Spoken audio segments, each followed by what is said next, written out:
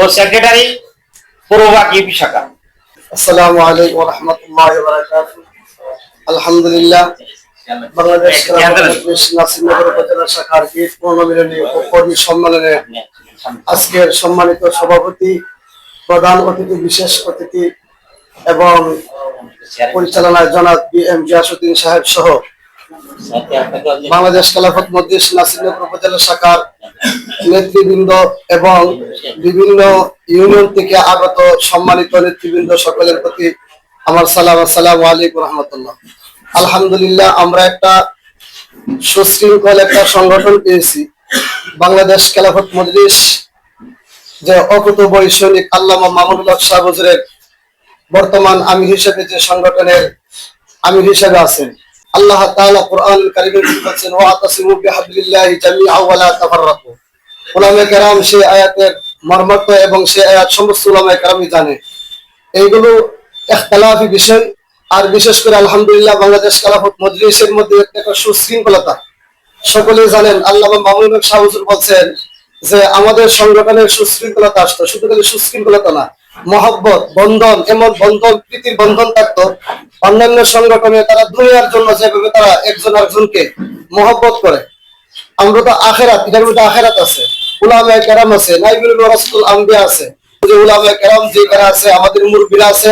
বাংলাদেশের উল্লেখযোগ্য একটা উপজেলা, বাংলাদেশের মধ্যে সর্বশ্রেষ্ঠ উপজেলাগুলোর মধ্যে আল্লামা ফখরে বাংলা তাজুল ইসলাম রহমাতুল্লাহ আলাইহি এই ভূমি মাতৃভূমি।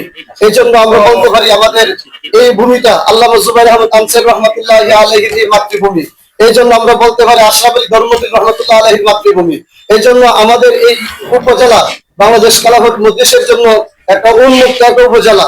এই জন্য আমরা সকলেই যদি যার যার ইউনিয়ন ওয়ার্ড সহ যেভাবে এই নির্বাচনের উছিলা প্রত্যেকটা ওয়ার্ড ইউনিয়নের মধ্যে উলামায়ে কেরাম এবং আমাদের নেতৃবৃন্দ পায়ে হেঁটে সফর করছেন, যেভাবে একটা মাটিগুলো উন্মুক্ত হয়েছেন এবং আমাদের জন্য চাষাবাদের একটা ব্যবস্থা করে দিয়েছেন।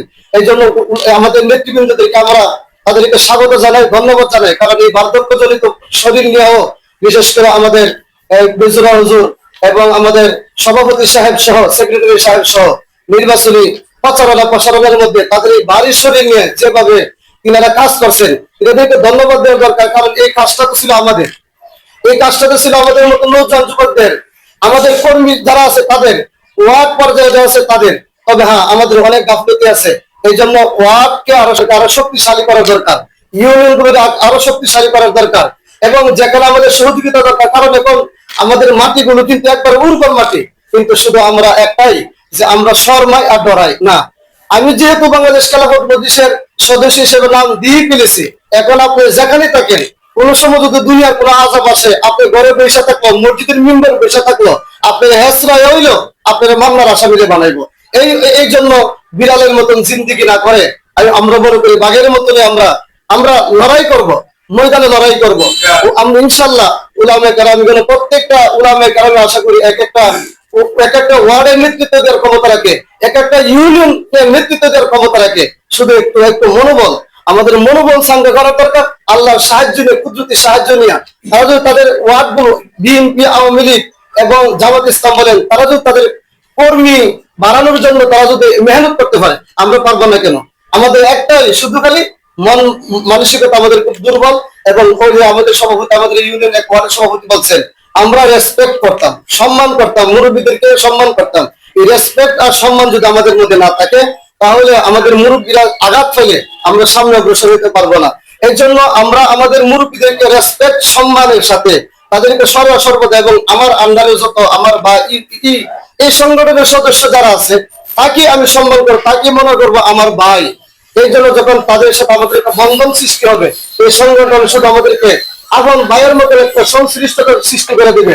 এবং আল্লাহর কোরআনের আয়াত ওয়াতাসিমু বিহাবলিল্লাহি জামিআ ওয়া লা তাফাররাকু, সেই আয়াতের লেজ্জাতেরও ইনশাআল্লাহ আমরা হইতে পারবো। এই জন্য আমরা মুরব্বীদেরকে দোয়া নিয়ে এবং মুরব্বীদের পরামর্শ নিয়ে আমরা আমার ওয়ার্ড, আমার ইউনিয়ন এবং আমরা আমাদের বাংলাদেশ খেলাফত মজলিসকে এই নাসিরনগর উপজেলার মধ্যে ইনশাআল্লাহ আমরা শক্তিশালী করার জন্য আমরা প্রত্যেকে যার যার ওয়ার্ডের মধ্যে কাজ করার আহ্বান রেখে আমি আমার সংক্ষিপ্ত আলোচনা এখানে শেষ করলাম। আসসালামু আলাইকুম ওয়া রাহমাতুল্লাহি ওয়া বারাকাতুহু।